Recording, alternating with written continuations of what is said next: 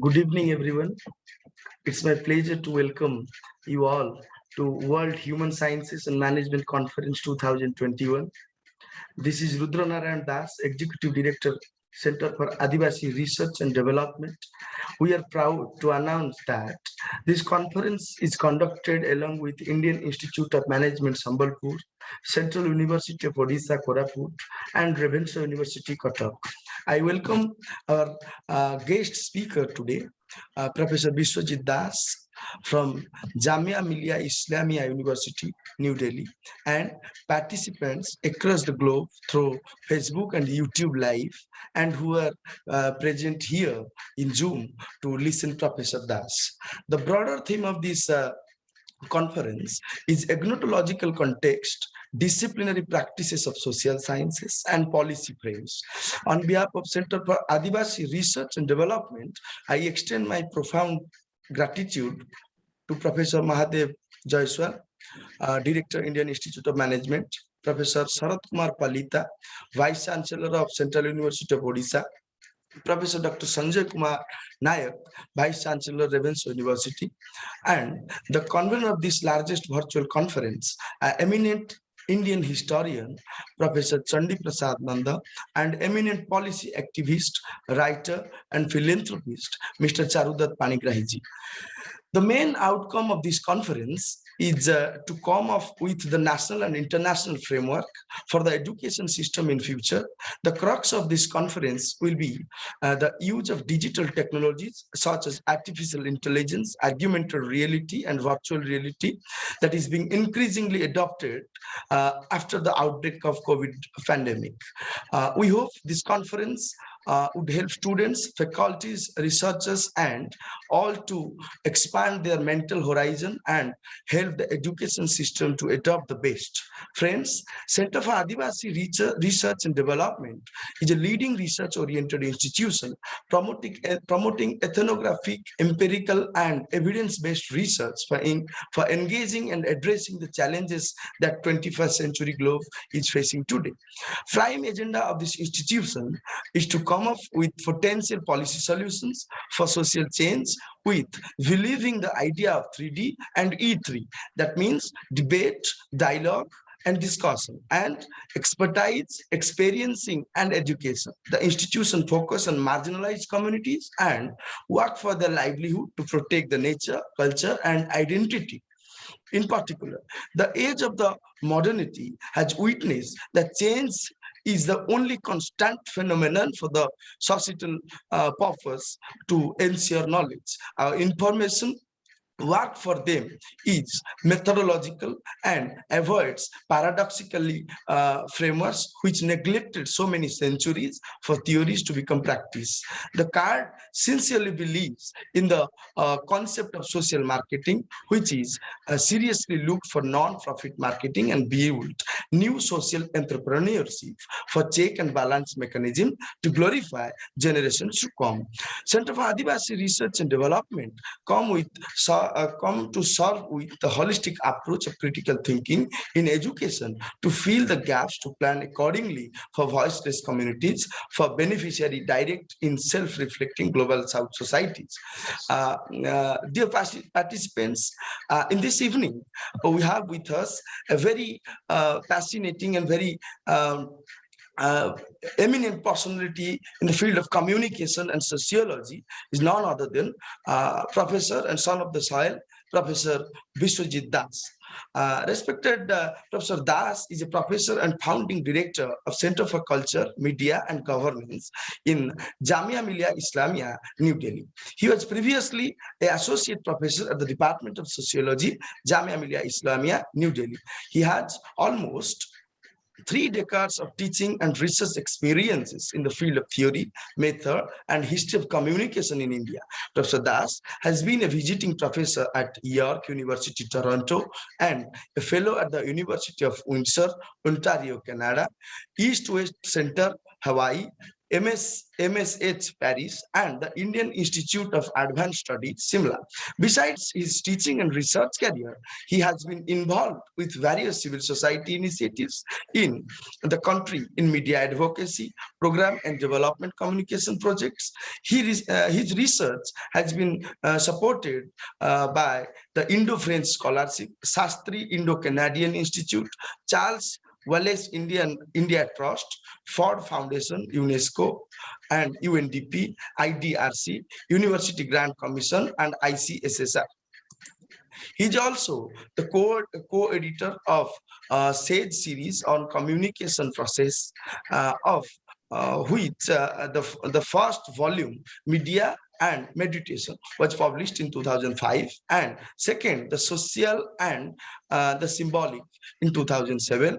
The third volume on culture and confrontation in 2010. Professor Das, and Professor Das is one of the key advisor of Center for Adivasi Research and Development and a very fine communication professor of Global South. Sir, we welcome you on behalf of CARD. I welcome you to this World Human Sciences and Management Conference.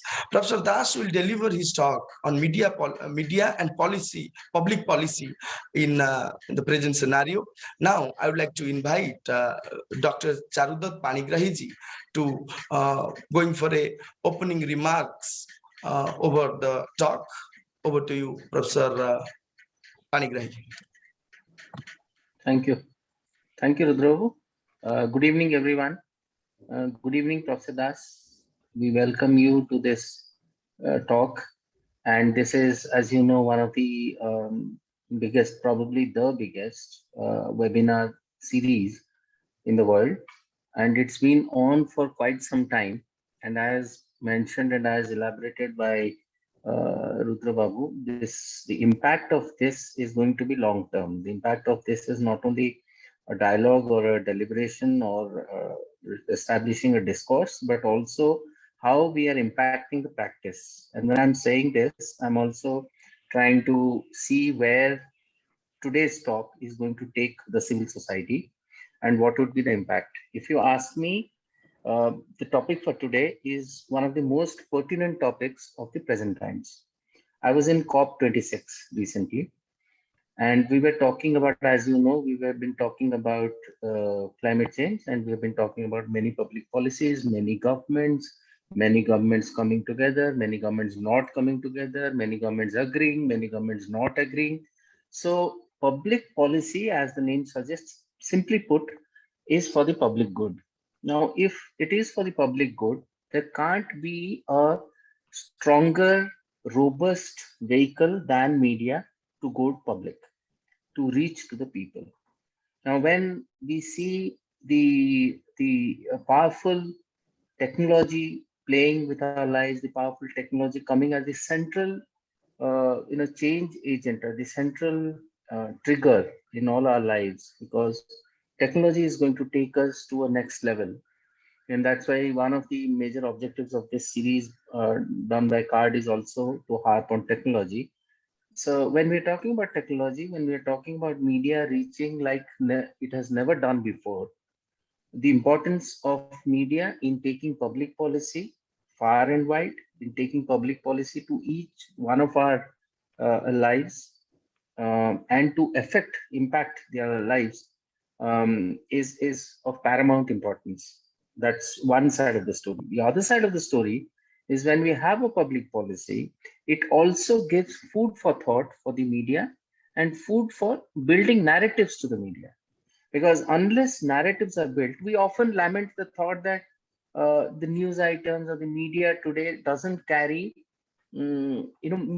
weighty stuff, doesn't carry stuff which will help all of us seriously. Now, when we say that, what we actually mean is that we are into a media which is only reporting, which is not analyzing. So partly true, partly not true. We might agree, we might not agree, but that's a trend, and trends are there, and we have to live with the trends. So while we are living with the trends, public policy can, in a major way, build the foundation of media also in a way. because that will be a critical element to build the character of the media. And that critical portion or that critical mass of what media will take forward to the public comes from public policy. So public policy might be a subset of what media carries, but that's a major subset. That's a significant subset. So if I were to sum up, both dovetail into each other: media and public policy and media. And that's why it is so pertinent as we are talking today. It is so pertinent because we are undergoing climate emergency. It's not climate change anymore, it's climate emergency. We are undergoing major transition in energy. We are looking at major natural resources management in a different way. We are looking at our lifestyles, our livelihoods in a different way. Microbes are here to run our lives. Microbes have paralyzed our lives for the last 2 years. So now we are looking at a different post-COVID life, post-COVID way of thinking, post-COVID trends.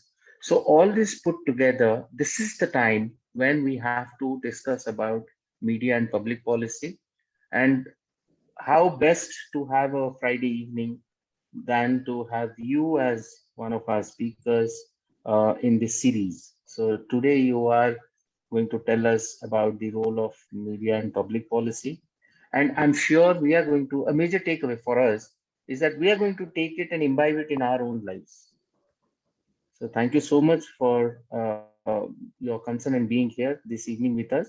And I'm sure all of us in this discussion would benefit from your discourse. Thank you so much. And over to you, Professor Das. Thank you. Thank you very much. I hope I am audible. Um, uh, I mean, it's an interesting summation of the entire discussions, what you did.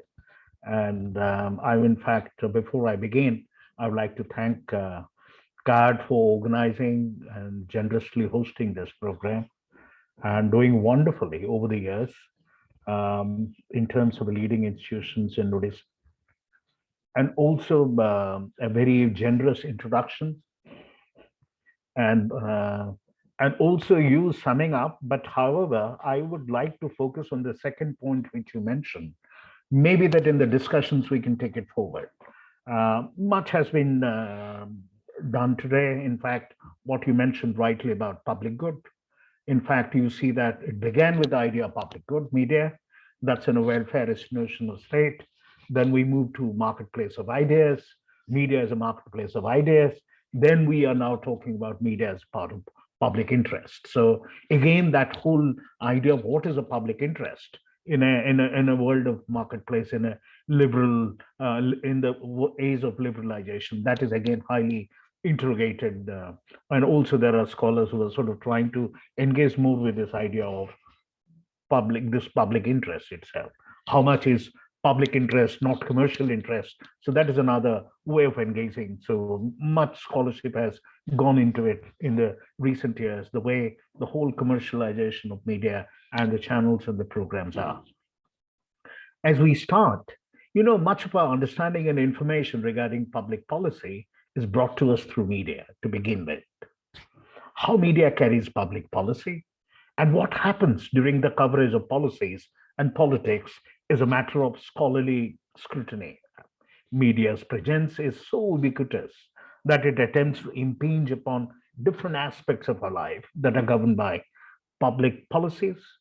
Understanding the art of making of public policies are essential to assess the interplay of various forces and institutions in society, more specifically the role of media that brings us the information regarding public policies.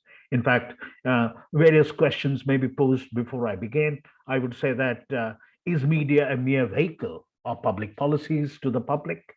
Can it influence the making of public policies? How does it react when it fails in its perceived influence, since there are other stakeholders equally competing for making public policies? What could be the relationship as trajected between the media and other stakeholders? And finally, what is the role of a newsmaker? That is, I call it a journalist, a newsreader, an anchor, and so on. Is he or she a mere spectator to the policy making exercise and report mindlessly the deliberations in the media. I mean, finally, we can say, how do we visualize the changed scenario of relationship between media and politics? I mean, these are some of the questions I would like to address in the course of my presentation within the larger framework of recent developments in the field of political communication. Of course, it is a very, very underdeveloped area in Indian context. Even neither in political science there is much discussions, and even within communication studies, not much except that few engagement with the election studies. Even though rhetorics is another important area which has been highly neglected in India. In fact, studying on political rhetorics. In fact, this is what probably I will discuss, maybe touch upon during discussions. As we understand that the relationship between democracy and media offers most intuitively two levels of exploration. I mean, first, at the instrumental level, that is the role of media, especially news, in facilitating and sustaining democratic polity. And secondly, at the institutional level, that is the democratic character of media systems, especially those involved in the sphere of news. I mean, all accounts of democracy at least presupposes a diversities of interest in a society. The main questions then would probably, perhaps, is still how best the interests are represented and heard. These are still some important questions today, but there is a fundamental shift which has occurred here. It is not merely important to know whether or not a particular set of interests is represented, but who is representing them. Further, do they have access to such means of representation and communication? How the media can best serve democracy has been the subject of a very, very broad agreement for over a century in Indian society. In fact, this consensus that the media should keep people informed about public affairs so that individuals are adequately briefed when they take part in the process of self governance. In fact, the primary democratic task of the media are to inform, scrutinize, debate, and represent. In fact, one limitation of the conventional approach is that it tends to cling to an antiquated notion of polity conceived solely in terms of government and private citizens. In fact, this claim seems more questionable on the 21st century as the media are now merely one among a number of institutions and agencies and actors mediating between governments and the governed. In fact, media's relationship to politics is much more complex than traditional media centered accounts allow. In fact, media needs to be understood in relation to the larger or wider political environment at both the national and regional levels.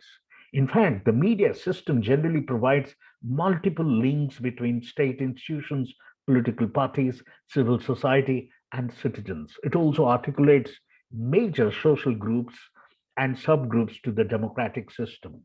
I mean, simultaneously, development of media can itself take many forms, and freedom of and independence can have many gradations. Well, it is important to know what kind of media in what kind of society will perform the functions necessary for the process of strengthening democratic institutions or even conveying about the idea of public policy. In fact, visions of a democratic society that emphasizes citizen participation, for example, would underscore the need for media that aid groups in pursuing their agendas and mobilizing for struggle and bargaining.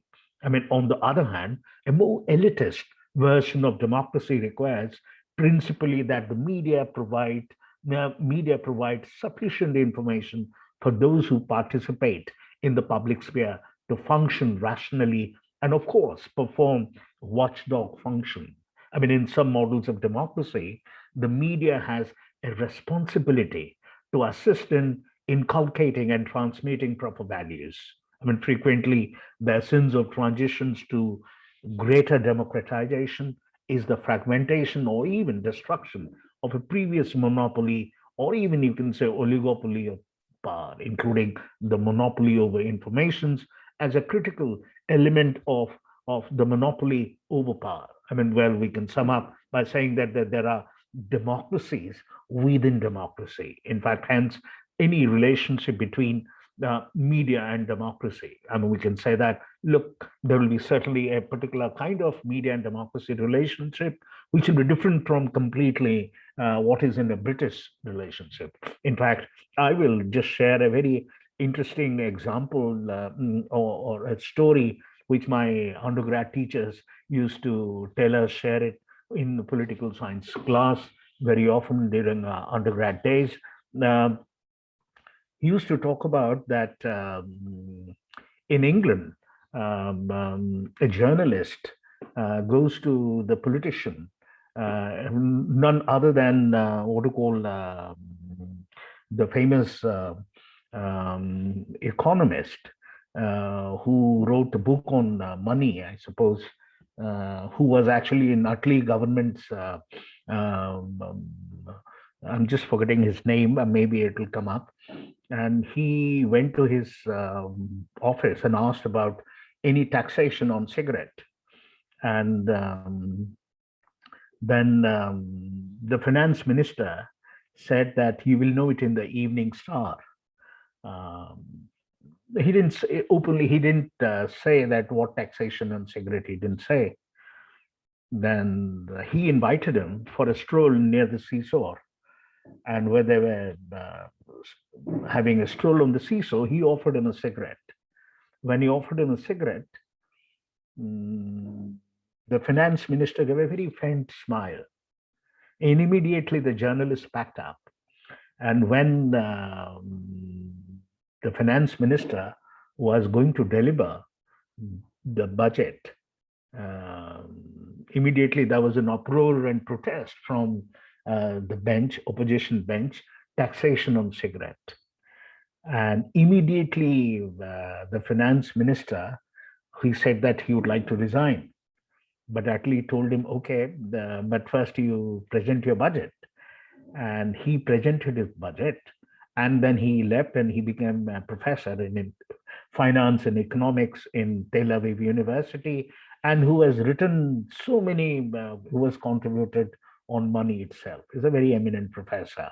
Why I'm trying to talk about that, look, we are talking about different kinds of democracies.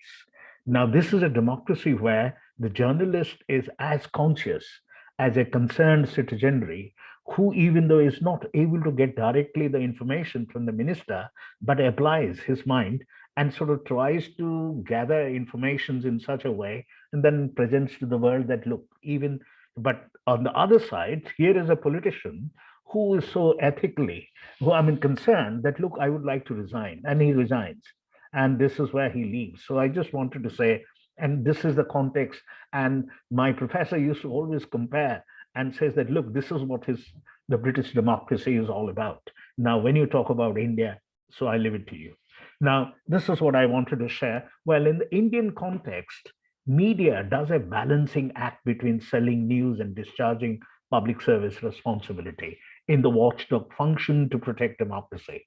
Media or news reporters follow a standard formula of writing the story by putting the most important details in the lead, that is, in the inverted pyramid format. That is why the focus of a news story can be identified by reading the first few paragraphs. News and feature stories, unlike editorial and opinion writing, are expected to follow the media convention of writing, the most fair and balanced piece of interviewing two or more sources with different points of view. Without bias, with facts, statistics, and anecdotes as supporting evidence. Consequently, news and features do not expect readers to change their mind to align with the management's or editorial's point of view.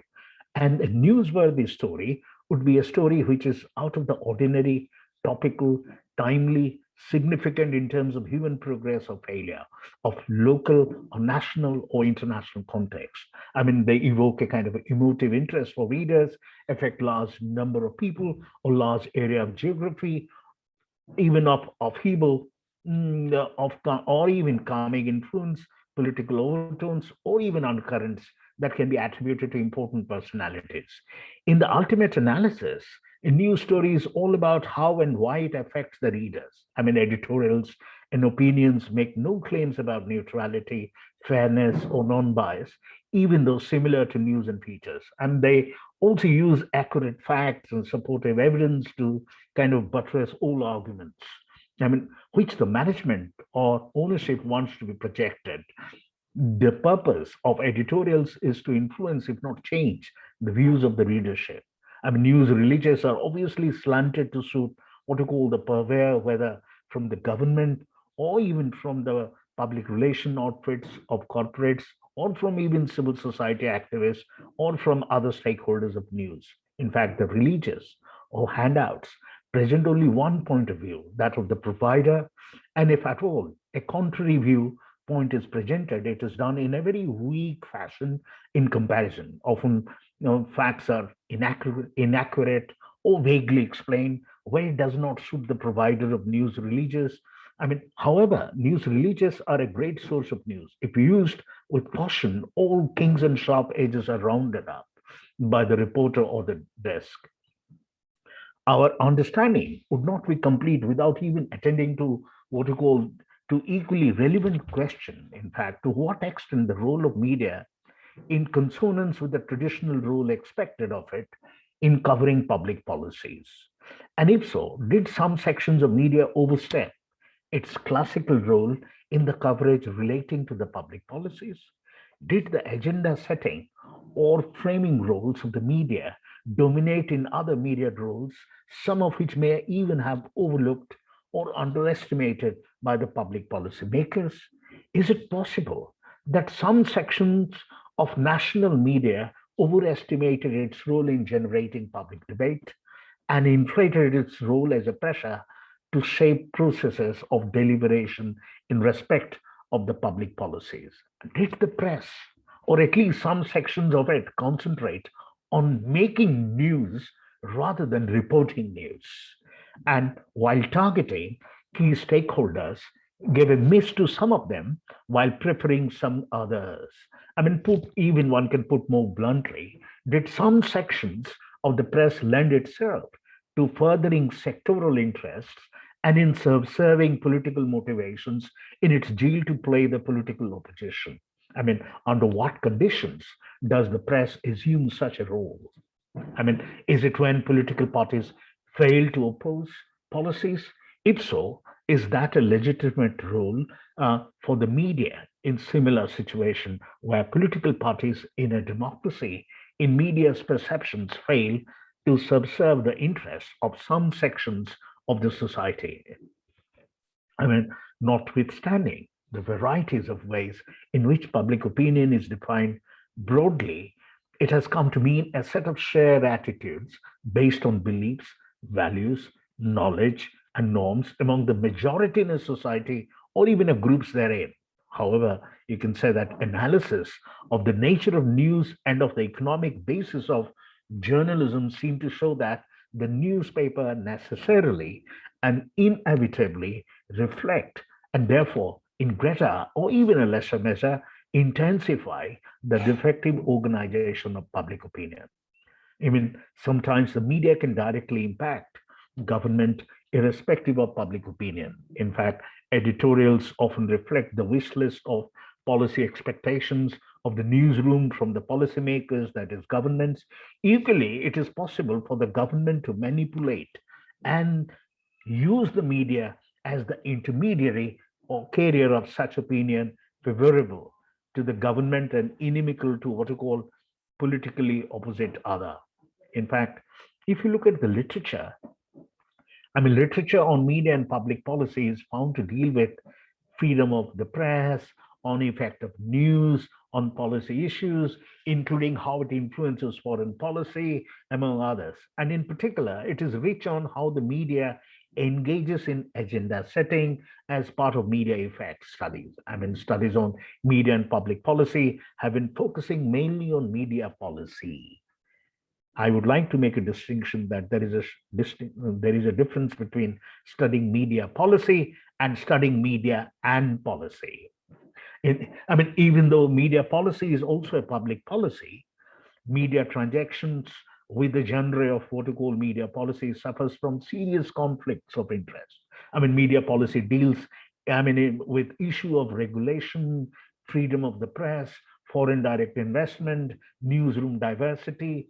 I mean, media has special stakes in each of these, unlike the detachment it can exercise with other public policies. In fact, the other forms of interactions have dealt with modeling what you call the incentives of the media to deliver news to different groups. In fact, media theories can also be understood from the perspective of the role of media in the policy change process. I mean, there is extensive literature of media effects that investigates the various ways in which media frame stories. I mean, some theorists hold that media is merely a conduit for policymakers, proving multiple policy alternatives uh, in policy debates.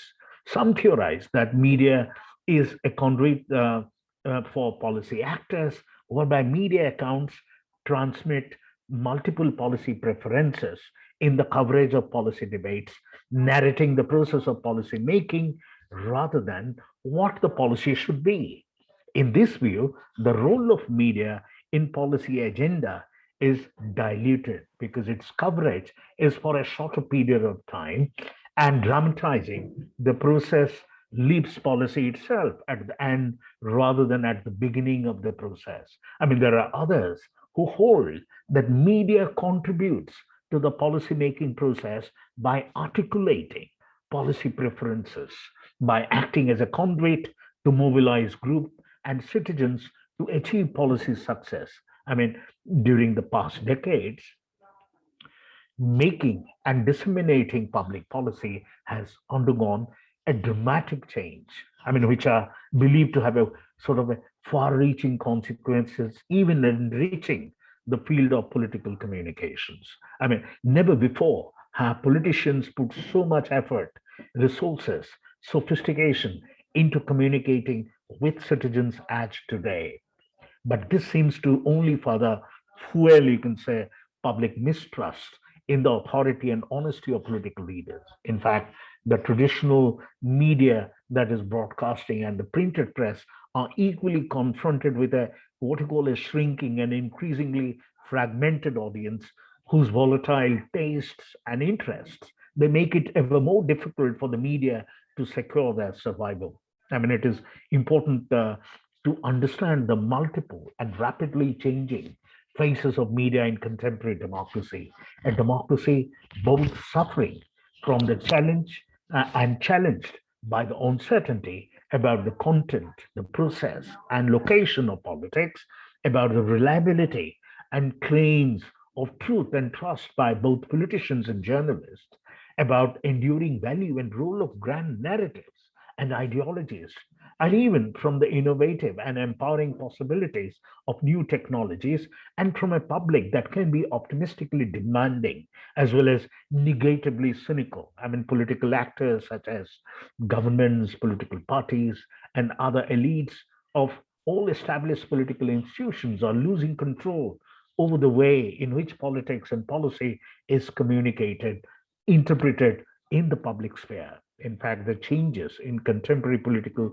scenario can be understood as taking place broadly in two distinct, albeit closely interrelated dimensions. In fact, you can talk about the horizontal dimension that describes the relationship between the politicians and the media, that is, the political communication elites who together, but also in competition with each other, are creating and disseminating political messages for mass consumption. And also, you can study the vertical dimension that denotes the interaction between the two sets of political communication elites on the one hand, and the citizens as the ultimate addressee of these messages on the other. In fact, together, these two dimensions of change they encompass the what you call the triangular relationship between political actors, the media, and the audience that has previously been described what we call within the social and institutional space of political communication. In fact, the relationship between politicians and journalists has always been characterized by a high degree of ambivalence, in fact, that shifts between complicity and power struggle. I mean, these two sets of actors are constantly involved in negotiation over the political agenda, that is publicly communicated. In fact, the frames in which contested issues and political realities are defined, and the visibility and image of its players. I mean, since both actors, they depend on each other's resources to achieve their own goals. I mean, politicians need the media for publicity. Journalists need politicians as authoritative sources of information. Now we can imagine. And in fact, we find the recent development has challenged this view, arguing that power balance is increasingly shifting towards a situation where the media have the ultimate control over the public agenda. I mean, well, the notion of, you can say, the subsequent ages of political communication they can put forward by some of these authors, they imply a more or less linear development from the media being subordinate to political actors who are able to instrumentalize them for their own purpose through a balanced relationship to a media centered political process that is dominated now, what you call, by media's logic of presenting political matters. I mean, in contrast, you find the scholars highlight through their research that media mainly follow the way in which the government defines the salience and framing of political problems. I mean, you can see that all these are contradictory views that indicate the changes in the relationship between the political actors and media, and are unlikely to follow a kind of a unidirectional pattern, and that the degree of control each side is able to exert and varies according to various factors, such as, you can say, the issues at hand, events that might favor or damage the authority and credibility of one of the actors involved, shifts in public opinion, institutional changes, the introduction of new communication technologies, and, well, of course, last but not least, the particular cultural and political context in which political communication takes place. I mean, scholars now try to attempt to study this shift which is taking place in terms of what they call it mediation, and study the shift, what you call the shift from mediation to mediatization, to identify this change. I mean, while the former refers to a simple transmission of messages through media technologies or media organizations, the latter goes much further, describing a situation where political institutions are increasingly dependent, um, even shaped by mass media. In fact, as some scholars highlight, the notion, as some scholars highlight it as by saying mediacracy, like bureaucracy, it's becoming a mediacracy, where the political process is colonized by the imperatives of the media game. In fact, well, mediatization does not mean that politics is taken over by the media, since political institutions retain their ability to function according to their own rules and objectives. Nevertheless, it remains an open question as to what extent dependence on the media and adaptation to their logic of operation does indeed gradually affect the entire process and institutional structure of politics and even the policy outcomes of political decision making. I mean, in fact, you can refer that the news management and political marketing can be seen as an attempt by political actors to regain the upper hand in the communication process. I mean, this is particularly evident during election campaigns.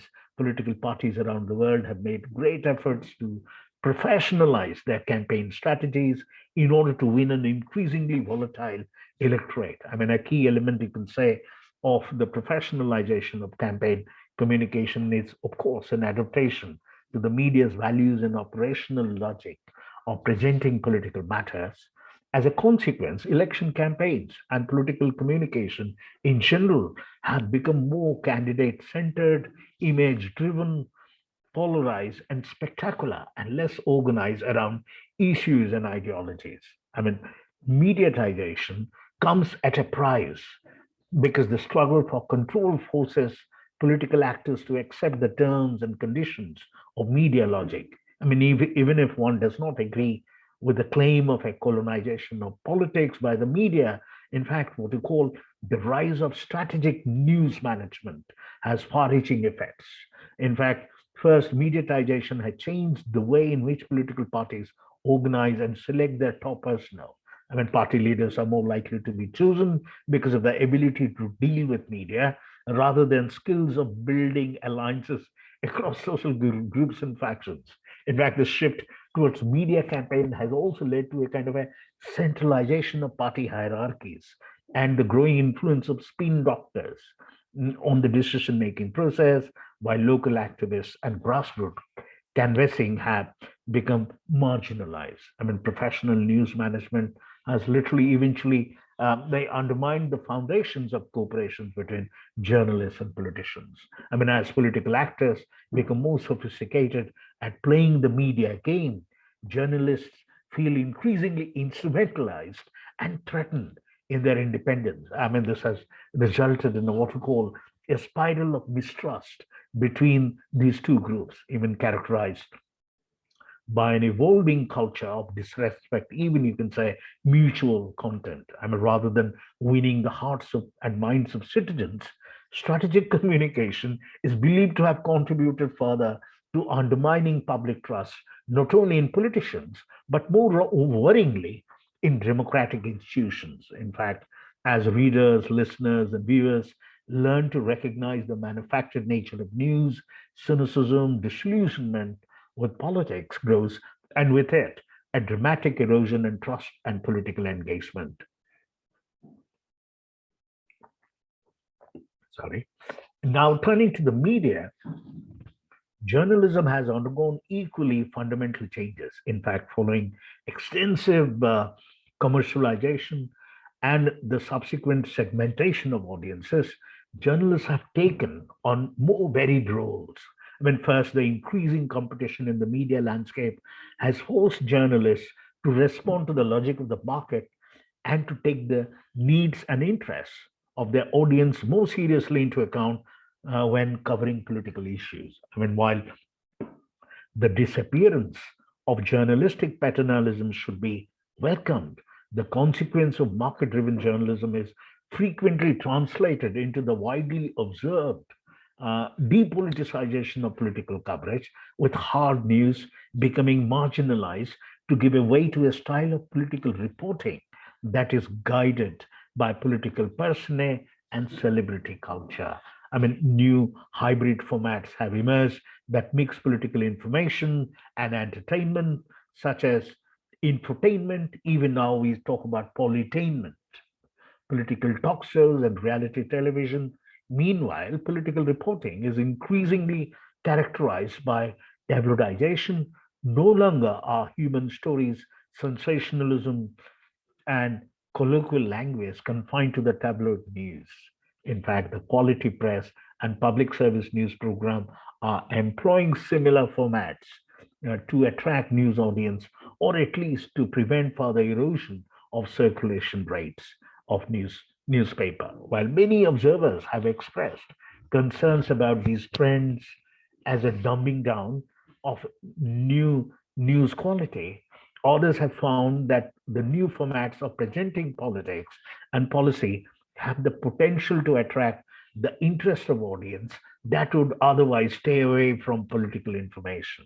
I mean, journalists have largely abandoned their traditional mix of what you call traditionally the sacerdotal, even subservient. Yet, I mean, at the same time, we find investigative orientation towards political authorities and institutions to take on a more proactive and adversarial role in the political communication process. I mean, political coverage has adopted more interpretative framing, focusing on the strategy behind political decisions and the ulterior motives of politicians, on conflicts between parties and politicians, and on where politics has failed, while what has been achieved seems to have less of a news value. In some instances, media have even launched campaigns for particular issues.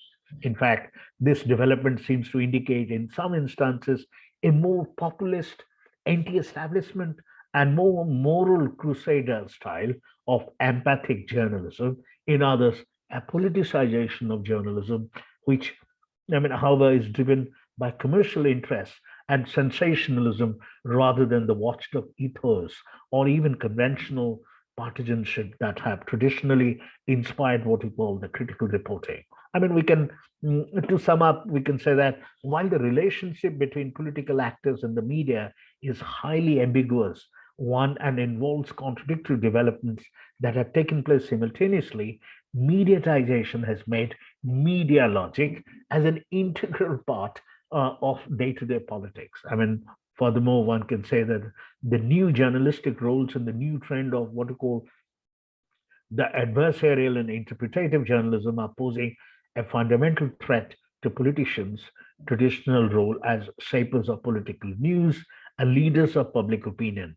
Even so, the assumptions of a unilinear trend toward even more mediatization, which seems to underlie the notion of successive ages of political communication. They appear questionable as politicians begin to recognize the limitations and trade offs of strategic communication.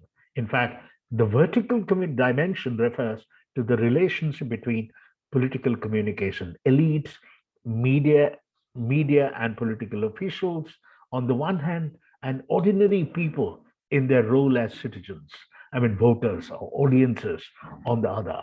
In fact, changes in this dimension can be described as what we call as decentralization. Sometimes we talk about as citizens increasingly challenge the legitimacy and credibility of institutionalized politics as well as the traditional media institutions. They're also turning away from what we call the high politics towards alternative or even simply non-political spheres of communication.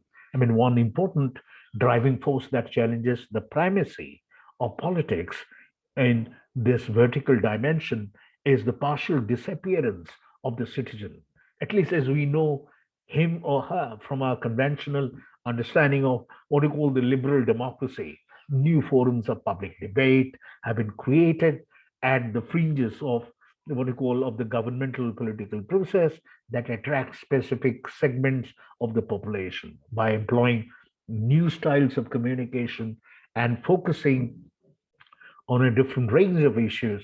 These alternative public spheres provide information that people experience as more relevant to their daily lives than what we call the mainstream news. Another emerging form of political engagement is political consumerism. It describes a shift in citizens' orientations away from established ideologies, that present values and policies as coherent packages and towards single issues and pragmatic solutions. In this view, political parties are seen as a service provider who offer healthcare, education, public transport, and so on, but no longer attract long lasting loyalties or passions. Instead, daily activities like buying certain product and rejecting others, patterns of consumption and lifestyle choices are used as a manifestation of what we call the political preferences that cut across sorry, the established lines of partisan politics. In fact, one of the brilliant example would be internet. That internet has emerged as a major communicative or communication space where these developments are taking place.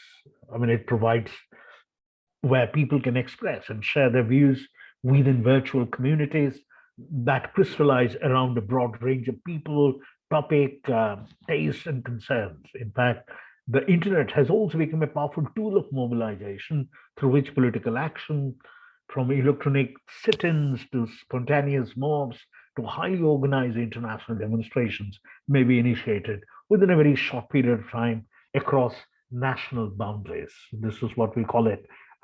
It's actually called the speed and the simultaneity. We call at a time we can reach out to people, and the speed, the technology, and that is where speed is another dimensions where now we are getting engaged into it, looking at that how we can reach out at a time to many rather than one to many or one to one. So this is the difference.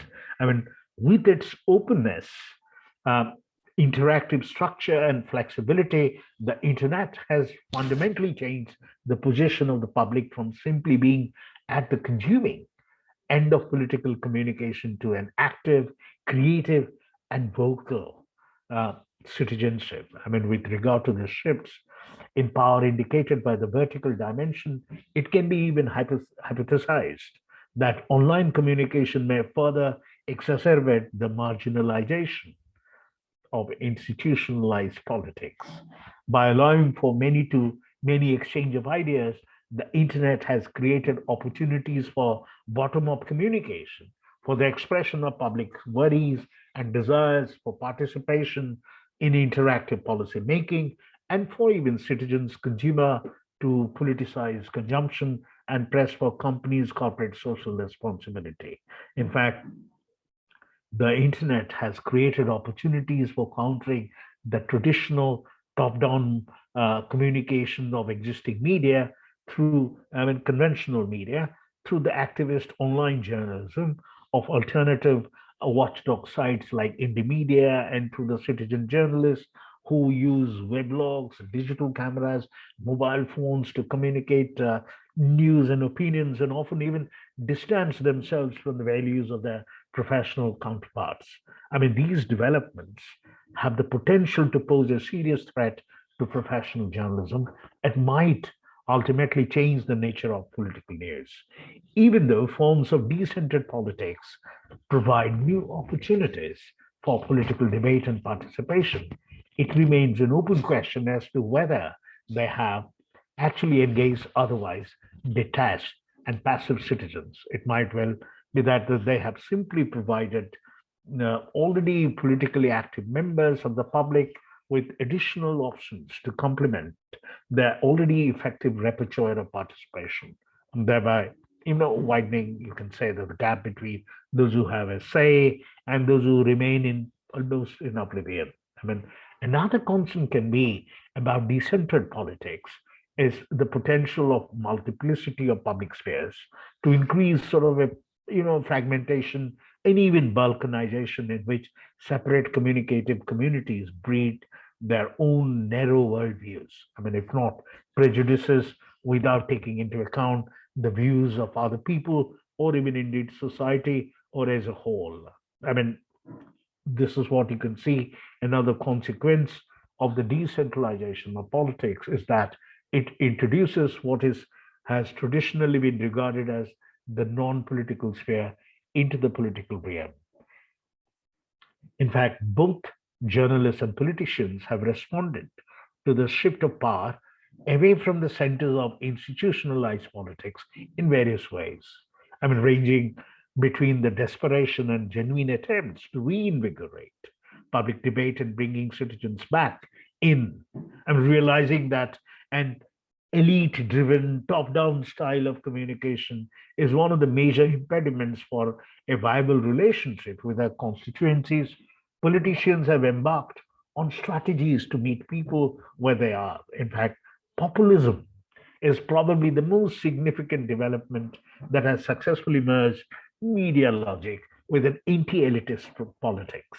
So far, you can say that populist politics has mainly been employed by outsider candidates whose radical rhetoric, emotional appeals, and charismatic personalities have secured them extensive media coverage, as their style conveniently, fits the requirements of a more market-driven and empathic journalism. In fact, the considerable popularity and electoral success of populist leaders has forced, established parties to adopt both stylistic and content-related elements of their populist rivals. I mean, like the ongoing changes on the horizontal dimension of political communication, the dynamics in the relationship between the political communication elite and citizens is ambiguous and complex.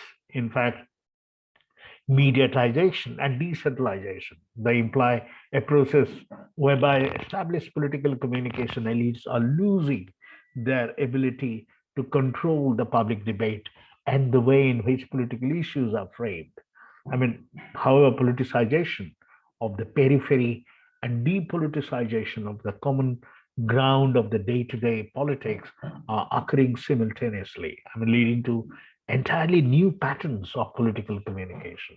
I mean, meanwhile, you can say that political actors and the media alike are learning to adapt to the challenges, and I mean, which is an unprecedented opportunities of a demand-driven communication environment that opens up new avenues of direct communication with consumers and voters.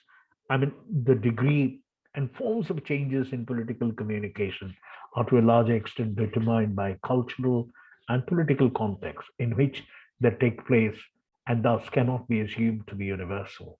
I will just end here with a note by saying that, just to give you an idea, that if you look at rhetorics, is one area which probably we have neglected. I think if one is interested to study on political rhetorics, one goes back to 50s and looks at the kind of elections and even the kind of promises which were made in Nehru's era of tryst with destiny, or even the kind of election speeches, which was much more about policies, explaining about policies. That was a particular kind of rhetoric that is called epideictic rhetoric. And gradually, if you see, we moved away from explaining, sharing about policies, implications, and so on. We moved gradually, we moved towards 70s and 80s. We find much more, so our culture, personalized attacks, and we have seen about famous about Bihar and then UP. And today, if you look at it, more and more Indian even what is this? Aam Aadmi Party, India against corruption. If you look at the kind of rhetorics which are used in the public domain, that is called an hortatory rhetoric. That is actually an activist rhetoric that actually comes from the French. We are trying to see bring it in where by offensive attacks, that how we are sort of trying to talk about policies. I will end here. Thank you. Thank you so much, sir, for very wonderful and mind-blowing session done by you and connected by you. Without wasting much time, now I would like to invite Dr. Shravan Kumar Bag to go for a quick comment on the SARS talk. Hello. Hello. Yes, yes. Yeah. Am I audible? Yes, please. Okay. So good evening to one and all. At the outset, I'm so much happy to listen Professor Biswajit Das. It was absolutely a crystal clear presentation, and demystifying the various notions and myths that is related to many of the media management kind of stuff that we are now coming across.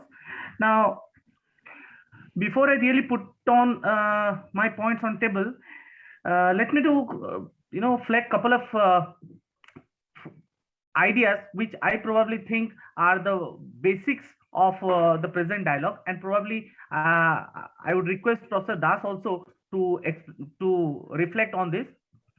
First of all, as we all know that now there is a sheer change in terms of the presentation that we are talking as far as the media house is concerned.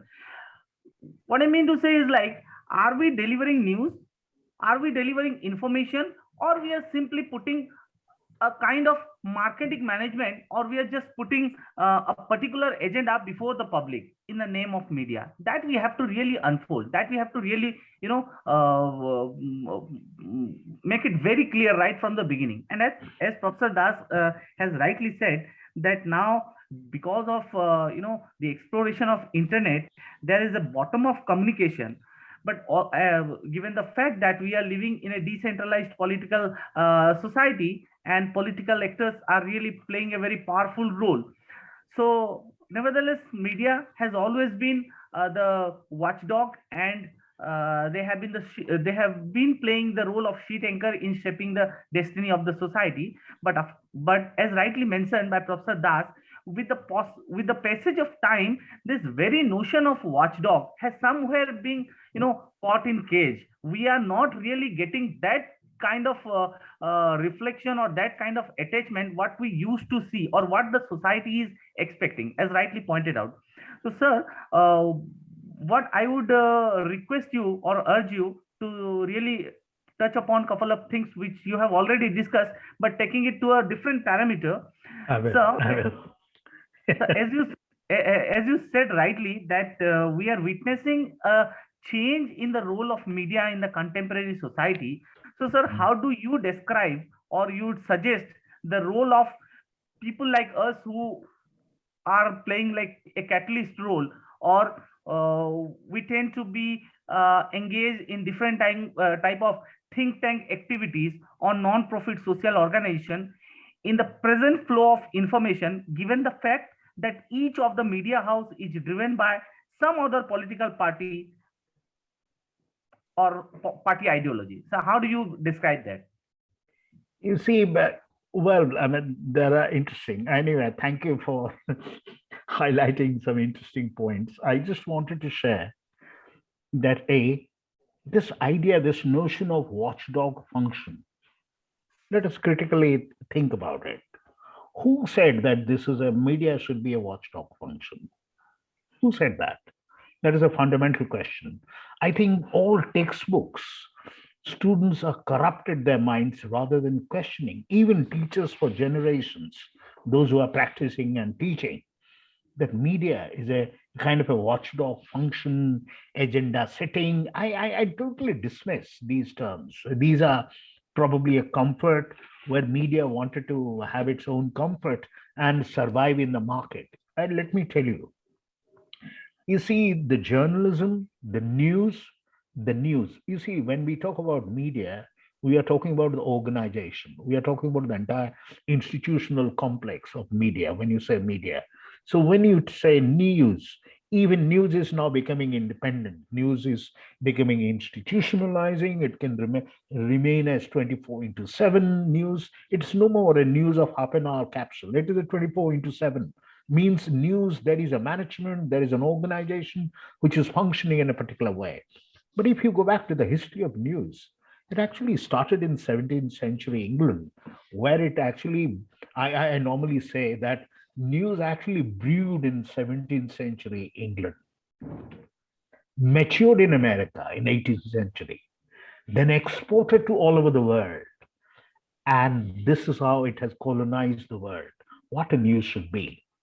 Now, when news emerged in 17th century, it was actually, we were taught about news is something, the third, it is actually the nobility who's engaged in writing about news.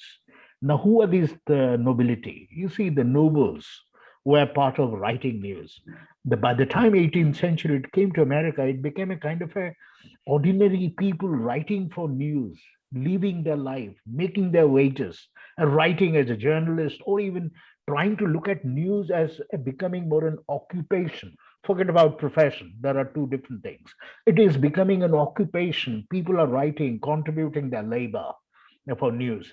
Now it has to survive in the market. So, in order to survive, news also follows a social science logic that is also emerging, where we talk about the social science, objectivity, impartiality. So we bring these ideas when you say news, a journalist should be objective, impartial. I mean, this is where we have demystified in social science research, talking about research, a researcher, and we say that value-free, objectivity is in fact a myth. So this is what we have demystified totally. But we do not talk about it in journalism research. We never talk about it. Probably these were imposed, and this is how it was. In fact, John Neron, who talks about that, how says that, interestingly says, journalism is another form of ism, like say journalism is another form of ism, like capitalism and socialism, and which has been, it has been hegemonized. It has hegemonized the entire world. This is where you talk about a Western notion of news at the cost of even looking at cultural sensibilities, even let's say about an Indian. I'm sure that before colonialism occurred in India, or even Anglicization of news itself, which came to India, there were news gatherers, there were news story makers, and that's how it existed in India. Probably we have not ventured, scholarship has not gone into analyzing even pre-British that what actually constituted a news. So what we see today is an Anglicization of news, with Anglo-Saxon world view of news. Then suddenly we talk about an American context of news. Then we see that how America even dictated what should go as a news. Even post 9/11, we know about it. So the question is, and even now in US, now scholars are saying, I mean, if you read some of the interesting scholars who are eminent scholars, they say that why a journalist would love a democracy. I mean, why the hell I should love a democracy? Why should I talk about protecting, democracy, voices? I think no journalist allow a chance to a journalism. Nobody would prefer to remain within the parameters of a democratic framework. Simply a reason. So journalism remains in two, as I said earlier. On the one hand, it would like to sell it as a commodity. At the other, it would also like to talk about constitution. It would like to talk about freedom. It would like to talk about it. But who speaks about all these freedom and all these aspects? This is only spoken by the owner of the newspaper. If you go back to 1950s onwards, even the press associations, you will not see the journalism as a labor, a journalist as a labor, as a wage. Nobody talks about it. There is no, it's only about the owner of the associations. They actually represent the committee, and the first even press committee, even the second press committee. If you look at the participation, you will not find a journalist. You will find the owner of the associations, and they are representing, speaking on behalf of freedom of expression and democracy, protecting rights and so on, because that is a simple way of saying about, so that protecting their institution, protecting their organization. They're not talking about the labor. They're not talking about the people who had a, even look at the first press commission report, second press commission report. Even it has highlighted so much about the conditions of the journalists. We never talk about that is another dimension which one needs to understand, journalistic labor. Journalistic labor. If you can understand from a labor perspective a kind of a journalistic work, probably that will provide a larger theoretical vantage point, rather than talking about democracy, this whole binaries of democracy. I mean, media and democracy, because then we fail completely, because we are, no journalist is interested to protect. Why suddenly today there is a crisis? You find that most of the media channels, I mean, those who are, we all know post 90s, the way suddenly they have come up with the foreign collaborations and then sort of trying to intervene. You can't sue them, you can't throw them, because after all, you have taken FDIs. There is so much foreign direct investment coming to India, and you have been a part of GET treaty and so many multilateral agreement investment treaties.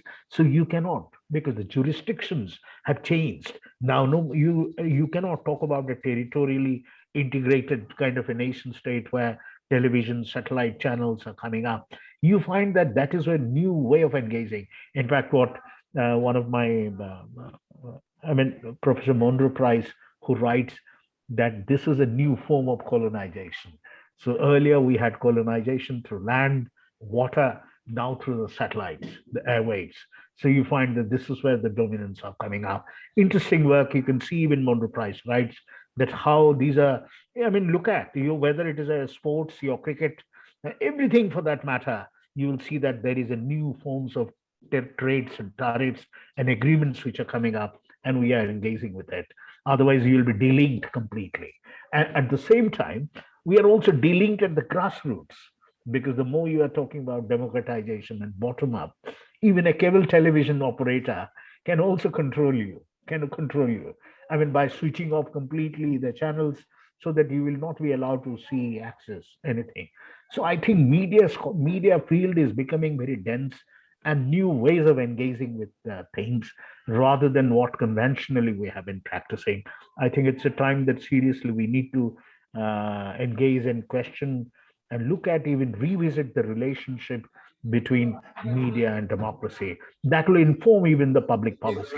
I mean, how you look at it. I think I'll stop here. Yeah.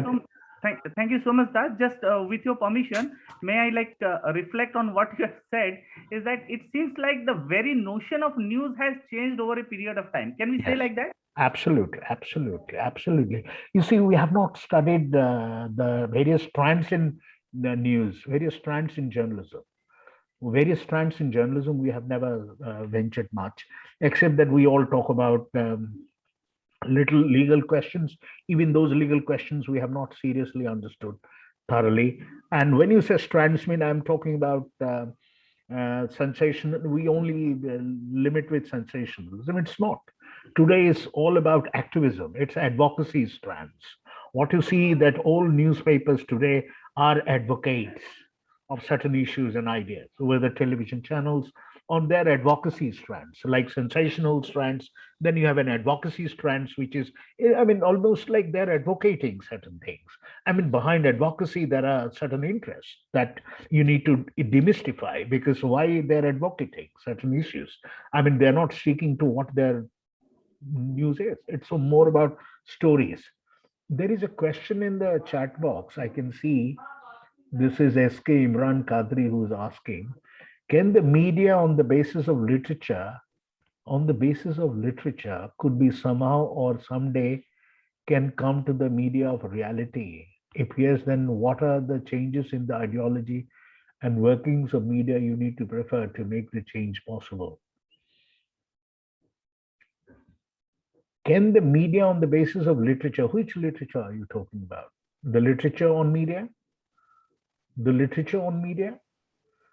Or if I understand correctly, he's talking about the literature on media.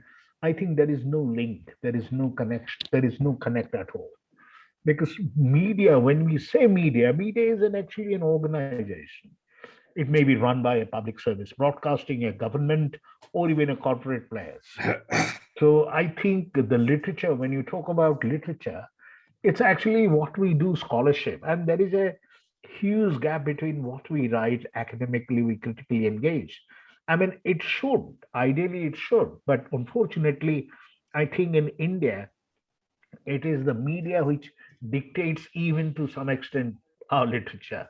We have not yet, instead of the other way around, the literature scholarship should reflect on media. That is actually, you're talking about media practice, the practice. In fact, the practice, the way the media industry runs and functions, we do not critically engage. There are very few scholarship where in India you will find that where one critically engages on the media houses. We have not. Everybody is scared of writing. Even the practitioners, journalists, even after retirement, they do not have the audacity to even write their memoirs or even narratives, even what kind of within the organization the relationship. Media speaks about others, but how much we know about within the media. So that is where when we talk about media and public policy, there is another angle which has come up called media policy. Like, for instance, we want to study within the media, even what are the ways that they govern themselves within the media organizations. I think this is where we need to extend a major difference than how we understand within media, than how across media looks at, even addresses various issues. I think that will be all right. Thank you, sir. Here is Dr. Saurabh Gupta from Central University of Koraput. Sir, you have any kind of question, please ask direct to Professor Das. Thank you very much. I'm outside. Okay. Sir, you'll be happy to know that I'm currently awaiting a performance. Actually, we have something called Mair Gan on the occasion of Kali Puja. Oh, I'm in Koraput right now, and we are in midst of an association which was formed by the Bengalis who were rehabilitated after 47 and 71 in the Dandakaranya project. I know. So I've actually come down to witness what kind of a cultural practice is going on there. Coming back to today's deliberation, as usual, Sir has gone to a great depth, and I always attend Sir's talks because he gives a reading list. Today also I've collected a few. I should but, be very careful.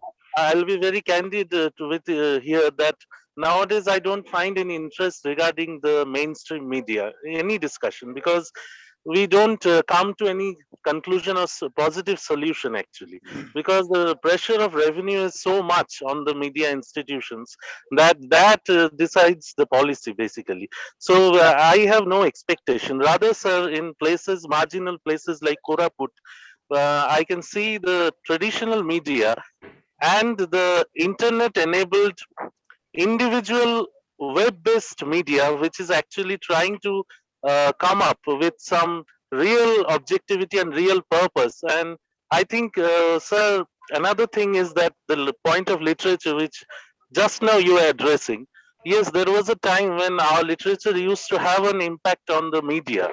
But right now, I think the grassroots media at marginal places, from there, an alternative policy will emerge, and slowly and gradually the people are set to reject the so-called mainstream media. It is only not happening because the media literacy level is not at par in third world countries like India. But I think we'll reach a situation where, I mean, something like Radio Koraput or something like Sir Dandakaranya News, I think they will become very relevant. That is what I feel, and that will open up an entire new vista of media policy. Whether that will affect the public policy or not, that remains to be seen. Because, and so another thing is, you are referring to the inside the media. I think we have failed to analyze media from the perspective of an individual. Here, by the individual, I mean the journalist. I mean, we never analyze the psyche of a journalist. We have not been we have not been able to implement the Working Journalist Act, which is the only legislation I feel which gave recognition to the journalist as an individual. We have never tried to find out what a creative man or a writer actually what goes on inside him. It is always from the perspective of the institution, people who want to make money. So I think, sir, I'll go through the readings which you have mentioned today, and we'll try to at least put up an academic ground theory to analyze these phenomena. Thank you very much, sir. Thank you, Saurabh. I think you had a very interesting observation, and you also raised various pertinent issues. You talked about one thing about what happens when the local context, like you say, very remote area like Koraput, the kind of media existing in Koraput, and how do you locate it within the larger sense of public policy?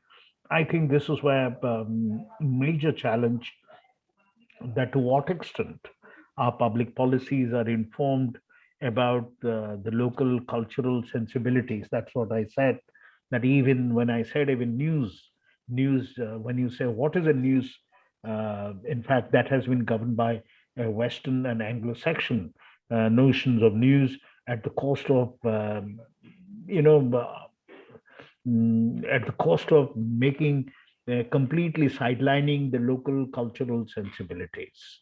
I think probably the structure and the way, this you need to go back to understand how it happened, why it happened, why particular newspapers came in India, and they also sort of try to suggest that why in India people do not know how to write a news story, and that is where they sort of try to structure.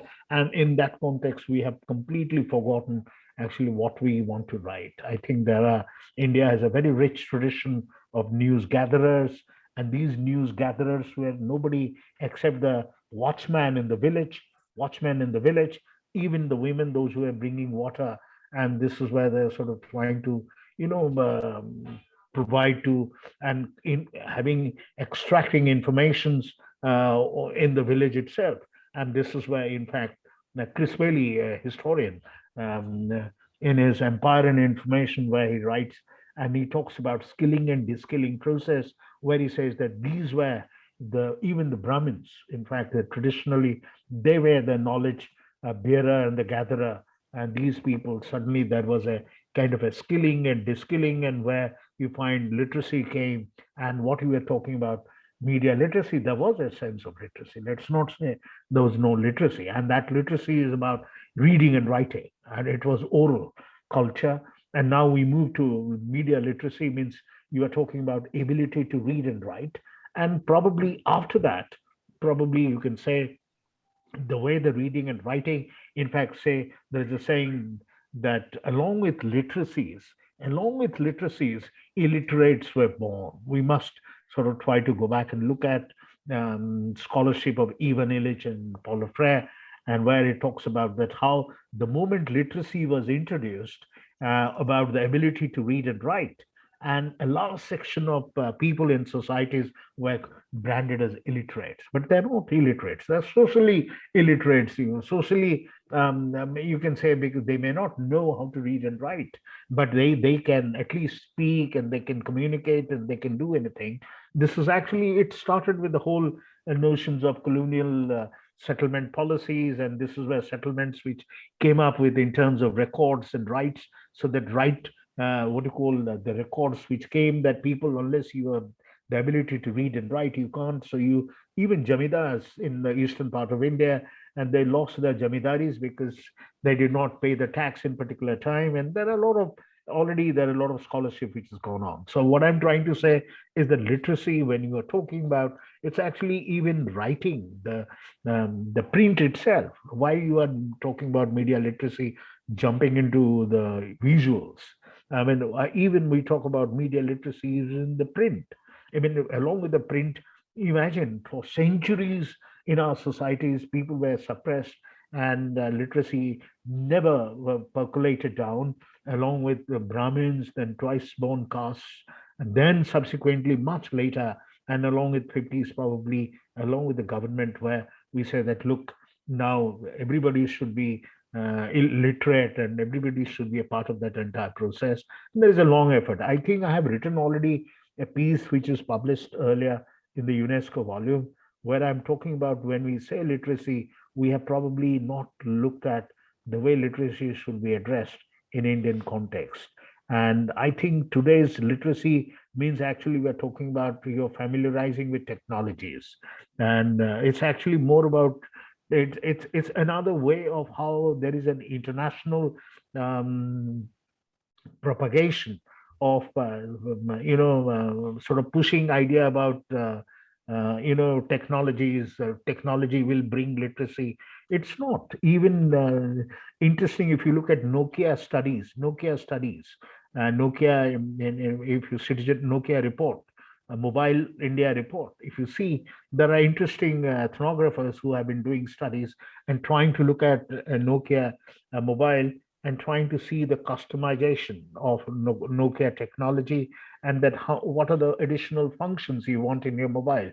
So look, I'm an illiterate man, but I can use mobile.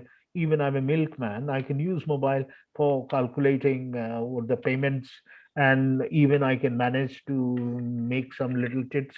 So this is where now scholars are saying that, look, how Nokia, by customizing, providing all these functions within media. So these are interesting ethnographies. In fact, it happened when Nokia was started in India. There were interesting ethnographies. You need to look at where they're sort of trying to take into account and sort of trying to understand people's psyche, this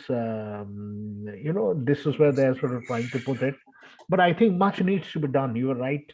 I think we need to also problematize when you say media literacy, we need to even interrogate these assumptions. Let's not, I'm not very comforted with the idea of media literacy. Recently, I was writing about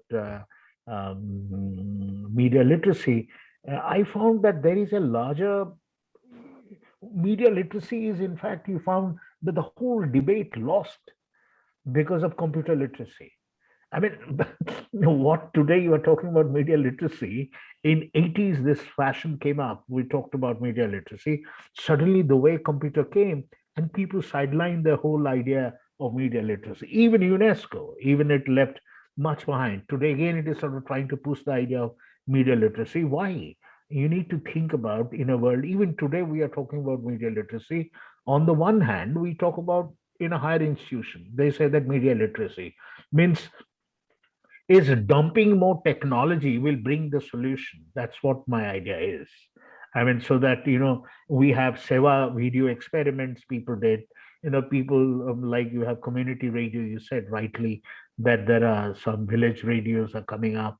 I think when we say about policy, we need to look at the strengths and weakness of the context, and then we can bring in, then we can see.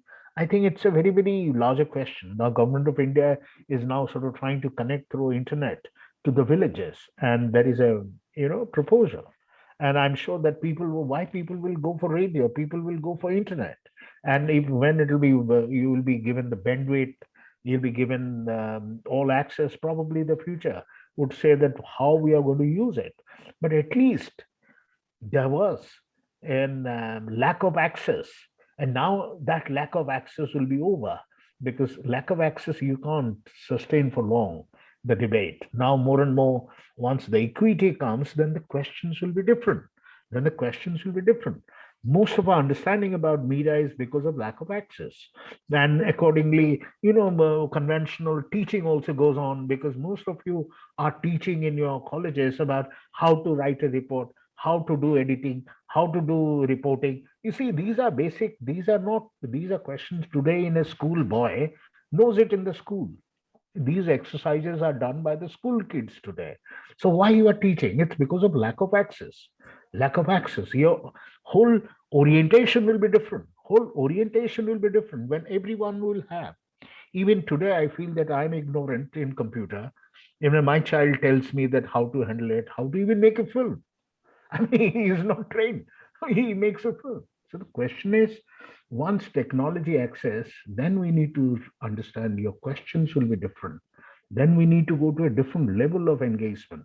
Well, I understand, because the areas in which you have been doing interesting work, I think it needs much more engagement to see that how long they will remain outside the fringe of these technologies.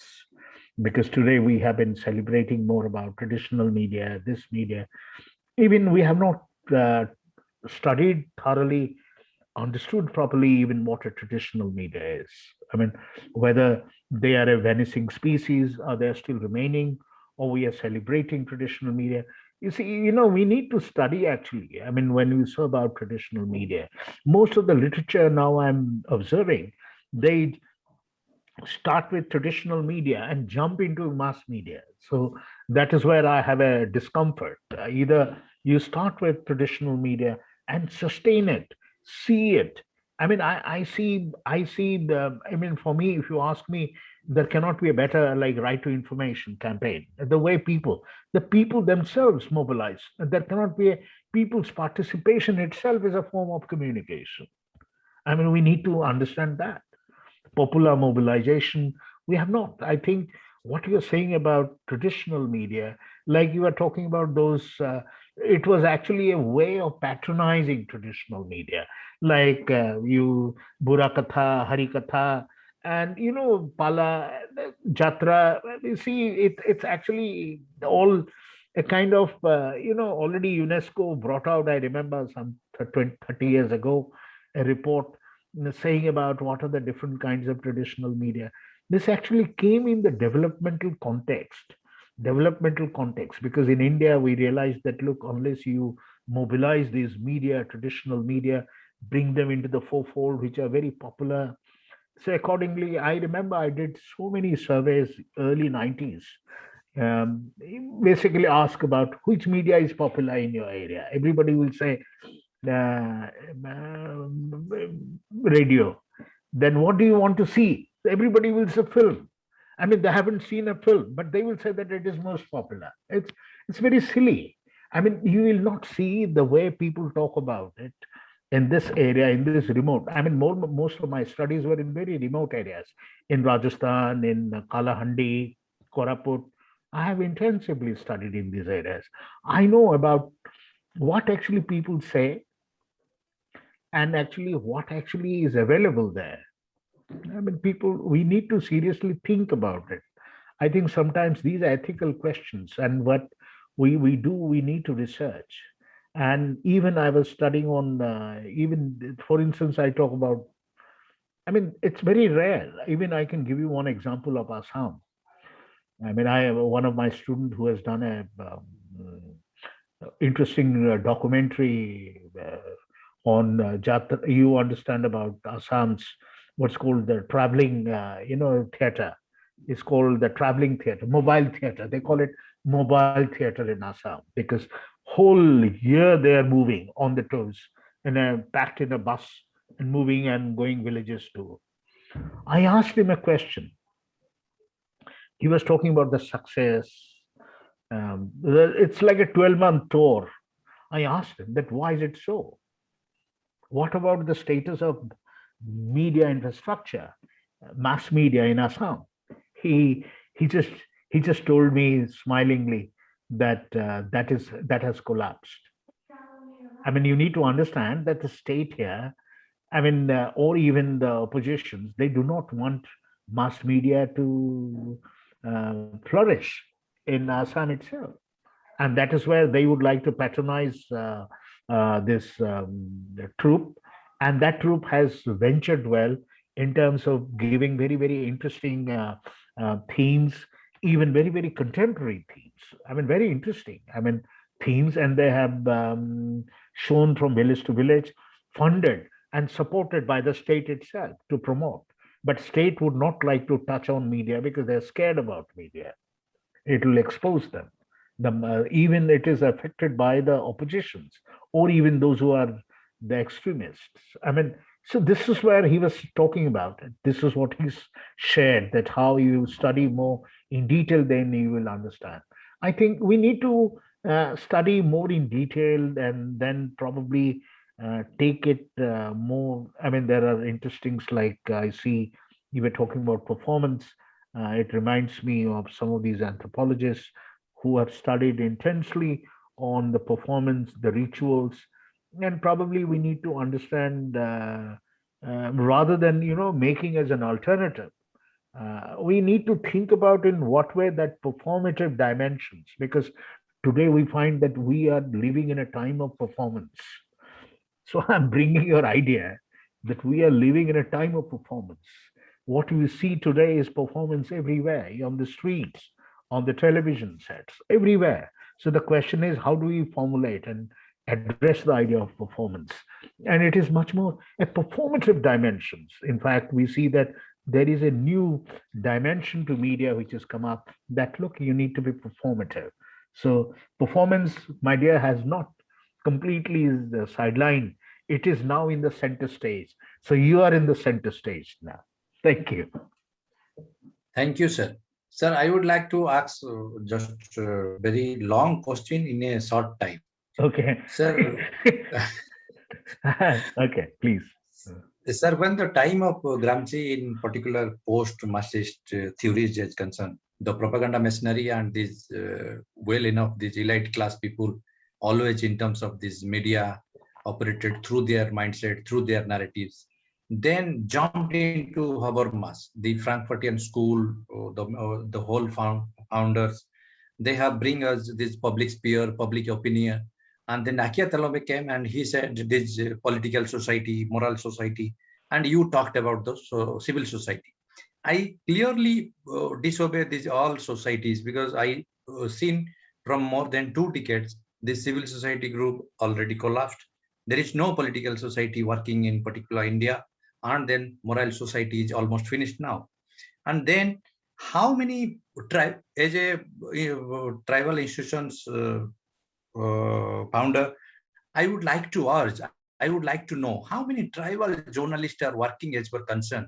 How many media houses are now look serious upon these particular issues. They bring the tribal people to do journalists.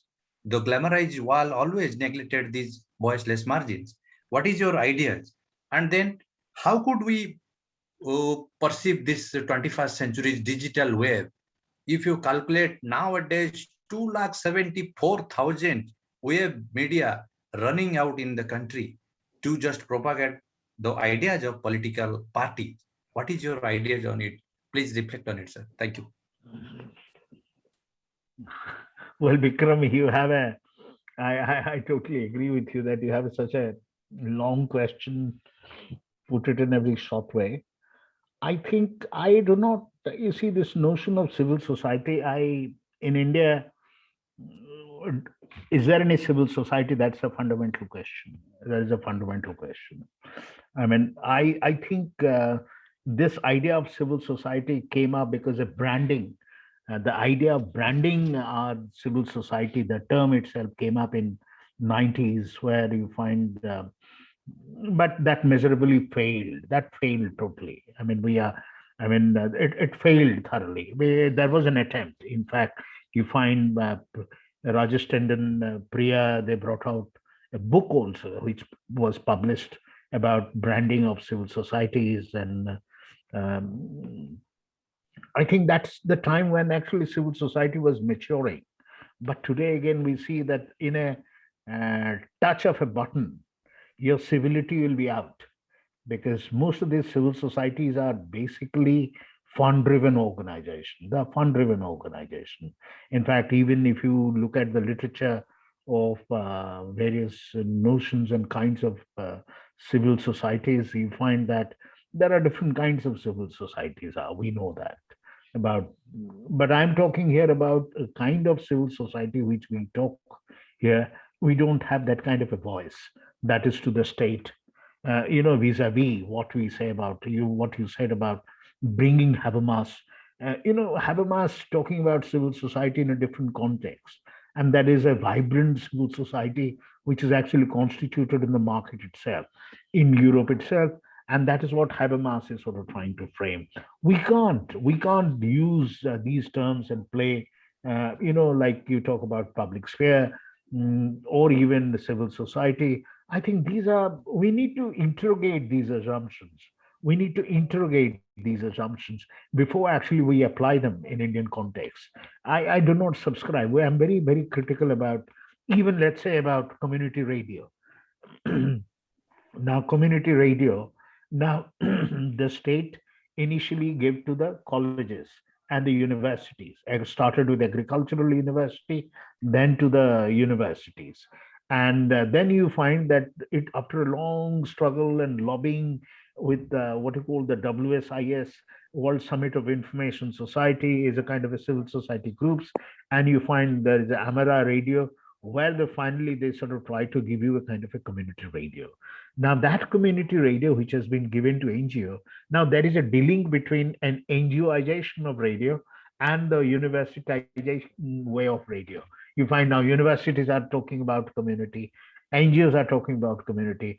These are debates already. I have seen it in participatory research, where you find that participatory research, which has been undertaken by academia, they are being completely dismissed. And those who are NGOs, those who are doing participatory research, so they say that, look, these are, so this is a term they're talking about, that we are transformative research.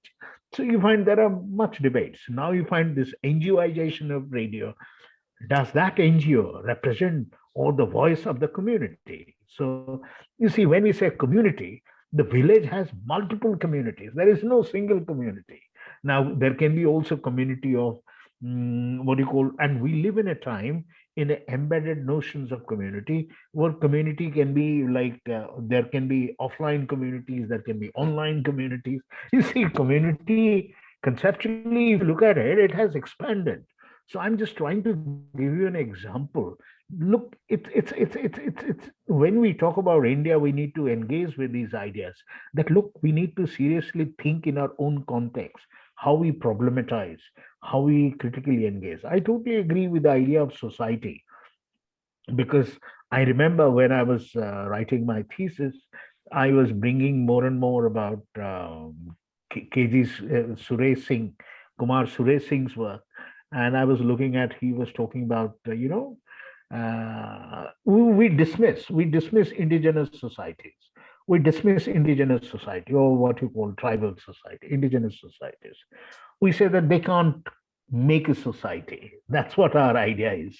We say they can't make a society because our understanding of society is actually based on surplus.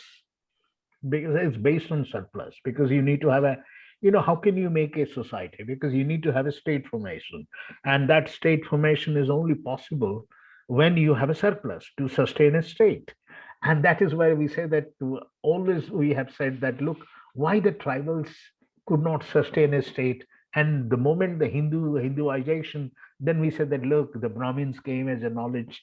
It is they who provided knowledge, and it is they who had the knowledge about state, and they created a state so that, people, those who were clearing land, now they settled down and did agriculture, and agriculture created in revenue, and this is where you find that state formations. But scholars, even in India, for instance, in Andhra and other sites, and in the northern India part of India, like Burtonstein and others, those who do studies in medieval part of Andhra, and also other sites, there is a difference in terms of how we look at states.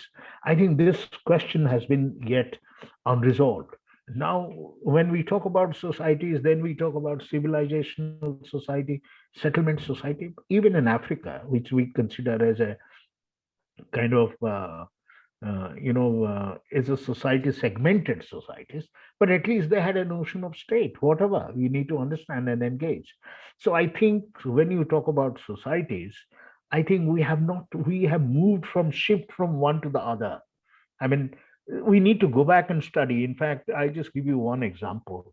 When the British came, they sort of tried to, in order to transform the agricultural pattern, because they were interested in revenue generations. So there was a shift from what you call use value to an exchange value, use value to an exchange value, because they can't sustain, because you are not able to pay them taxes. So they want to transform your agricultural pattern, so that if you look at the transportation, the movement, the flow of goods and other things moved from even remote areas of Koraput or Kalahandi, you'll find that the volumes of traffic which has gone on, because you pay the taxes, so that now you can't, there was a shift from use to an exchange value. And that is where you find that there is a saying that, look, the question is, conventionally, people, those who are doing what you call harvesting, or what you call traditional harvesting, where they just, then they sort of try to put a scan on it by saying that, look, you can't afford to, you can't do such kind of agriculture, because this agriculture is a traditional agriculture where you burn and leave the land and go to another land. You say that the fertility of the soil is lost, so you have to come back after several years. So they were basically discouraging. But if you look at Northeast and other parts, you find that that pattern of agriculture is existing. So the question is, you need to understand, and much has been written, that how the colonialists sort of tried to intervene and sort of try to look at, and accordingly our knowledge about our own society also we need to revisit and critically study, rather than we look at it from their lens to our own societies. I think that is where even we need to revisit. Thank you so much, sir. This is the last question for today night from Sriman Shubham Das. How we can expect free and fair flow of communication in post-truth society, social order? Then, I think when media houses become the mouthpiece of government, political parties, and corporate houses in democracies, and its propaganda machinery even in times of crisis, what we call it pandemic. right. You see,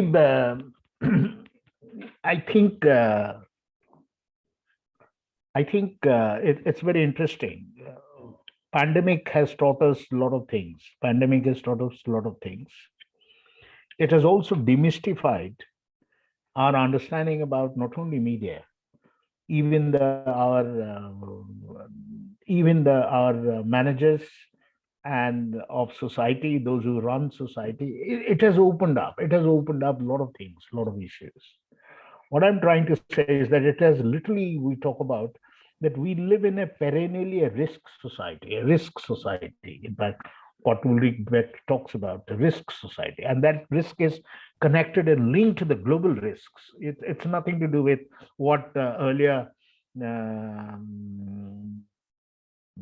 I think the gentleman was talking about environmental emergency, it's a global risk. It's a global risk. We are passing through a kind of a global risk, and this perennial risk will continue. So all our risks are globally connected. All our risks are globally connected. It has nothing to do with now confined to the one particular nation state. Imagine, because through airlines, people moving, migrations, and people are moving from one to the other. So there is a continuous flow of people and migrations happening all around the world. And that is where we are virtually, perennially in a risk. On the other hand, you have a terrorism, you have all kinds of things. The diseases are coming through international. It's nothing new today. Let's not forget about the Spanish flu in India. When you talk about Spanish flu, even during that time, also you find that how Spanish flu came to India. Um, well, you know that it came via Bombay. It came through Middle East. It came through Middle East from the port, and then you find that people died, like on the streets. People died massively. The question is, if you ask me, even I was reading, I was doing little homework on looking at, does is our media prepared? Is our media prepared to understand what happened in the past? Well, you can say that as one of the leading historian who works on empire and disease, he talks about, well, you know that we never have any recorded history. Even we don't how media function during that particular time. Hardly there is any work. Even he interestingly quotes this famous novelist who lived in Uttarakhand for a long time. I'm forgetting his name. Ruskin Bond, yes, Ruskin Bond. And he says that corpses, dead bodies, were dumped in the jungle of Uttarakhand. Dumped in the jungle of Uttarakhand. The leopards, who never had a taste of human blood and flesh, became addicted to it. Became addicted to it. And that is how he writes about the leopards in Uttarakhand and saying that, look, but there is no report today. Even what you see during the entire pandemic, the way the coverage was done, these were not new. This was done during that particular time. Even David Arnold writes that about, you need to seize the geography, the state, no movement, no institutions open, everything. So I'm saying, but if you look at the media, reporting of media, the visual glaring of the whole pandemic itself is horrific. It's horrific. I think we need to revisit and study, and also blame games. And we have been sort of trying to follow it up by seeing that the first few months of the first phase, the second phase, and third phase, if you look at, there are different shifts in the coverage itself. There are different shifts in the coverage itself. I mean, I think this is a challenge for the media scholar, sort of try to engage with reading, engaging with looking at how the media coverage has taken place on the pandemic itself. I think that will be an interesting question, and we should, if whatever all of us should mobilize and sort of extensively engage in analyzing these visuals and look at the visuals, and so that you get to know about what you call, about the risk. You want to understand about disease. You want, what is it that how we look at. I think it's a very, very serious question, that what we need to think. Uh, it opens up a lot of questions, a lot of issues. I think we have not resolved as yet, even though we know about. I mean, how much there was a. It's not a blame game, but it's a question is that we need to do serious research in order to. I mean, we need to document. We need to see that what directions. You need to look at newspapers. You need to look at the visuals. I think we need to seriously do it rather than. I mean, it requires a very, very intensive engagements. I think it's not that possible today. I think the future would be that if not today, mass media today is gradually, you will find that it will lose its metal, and gradually people are, and mostly you'll find that if not today, after some time, social media will be the future. And I think social media, if not today, sometimes social media, people would like to see as an alternative. I mean, gradually, people have come up in a very big way into social media. And I think this might be, well, let's not get into, uh, what is happening at the moment. Maybe that we need to wait because this happened all over the world. Looking at, if you go back to US, everywhere hate speech, started with social media. There are a lot of legislations which were made on social media. But I think we are also passing through the same phenomenon. I think even I look at, but I do not want to say in the same way like we talk about the Arab Springs, where in Arab you say that social media revolution and it completely wiped out mass media, which is not correct. I think social media has its own clientele, social media has its own space, but it also provides a counter alternative. You see, you are talking about multiple alternatives, multiple public spheres. So social media should be looked at as a counter public sphere as well. Thank you. Thank you so much, sir. We are really delighted to listening you. Now, I wish to invite Dr. Shravan Kumar Bag to go for a formal vote of thanks. Thank you so much, Dr. Vikram. At the outset, let me to really take this privilege to offer a vote of thanks to Professor Das. It's of course will be very, very, very, I would say, a short and very little to offer the vote of thanks because the amount of information that we have received from such a insightful intellect, the words have really fallen short for me. But anyway, as Dr. Bikram has rightly said, it's a formal sort of ceremony that we have to do. So taking this opportunity, let me thank Professor Das for his very simple but very solid representation of the very notion of media. He started very simply and ended up on a very serious note. In fact, he has given a task and call to each of us who are in some way associated with this, journey of social reformation, I would say, or who have that responsibility towards citizenship and to the social process. Thank you so much, Professor Das, for such an enlightening note. We are really very much fortunate enough, and I would say on a note that you have really made our Deepavali by illuminating a lot of myth and notion that was associated with the whole discussion of media and the the myths related to media. Thank you so much, sir, for such an enlightening discourse. I would also take this opportunity to offer my vote of thanks to all our mentors, our advisors, starting from the different institutional heads and institutions who have always been in motivating for us by giving their insights and guidance from time to time to arrange this entire discourse, which is of course a very unique in its approach, in its concept. Probably this is the first time that such kind of discourse is taking place at a stage involving such large issues. So thank you all the mentors, institutional partners for providing us this platform and encouraging us. Last but not the least, as we all see, our participants who are always been phenomenal in participating this discourse. We all know that a serious mess is also going on between India and Scotland, which will of course take a space tomorrow morning in the newspaper. But as rightly said by Professor Das, this is how the whole lot of management is taking place as far as the media management is concerned.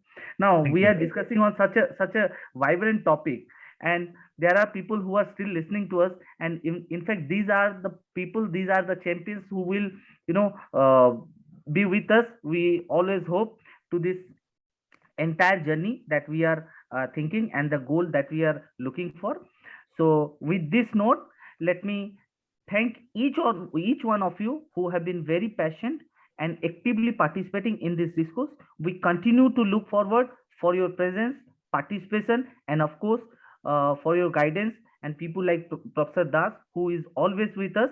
I'm sure that in the days to come, he will continue to offer his service, his guidance to enlighten us, to illuminate such kind of ignorance and illiteracy for which CARD is committed. Thank you so much. Wish you once again, all of you, Happy Deepavali. Let us illuminate this illiteracy and ignorance from this society. Thank you so much. Thank you very much. Thank you, sir. And namaskar, sir. Thank you. Thank you. Thank you, sir. Thank you, Namaste. sir. Thank you, sir. Thank you.